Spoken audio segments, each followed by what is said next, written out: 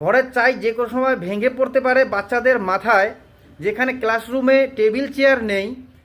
এই এত বড় কথাটা আজকের দিনেও ডিজিটাল বাংলা ডিজিটাল যুগ চলতেছে আজকের দিনেও, এবং মানে শিক্ষা দপ্তরে এত টাকা খরচা হচ্ছে।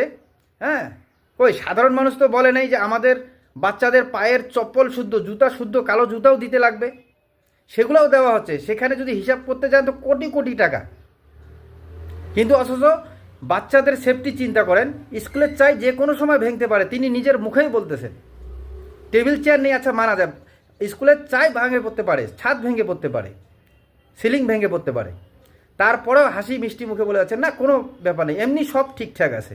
যে কারণ সাধারণ এইসব স্কুলে গরিব মানুষের বাচ্চারাই পড়ে, যারা ভালো স্কুলে পড়তে পারে না। সব নেতা মন্ত্রী বাচ্চাদের সবার বাচ্চারা তো পড়তেছে বড় বড় দামি নামি স্কুলে, কিন্তু গরিব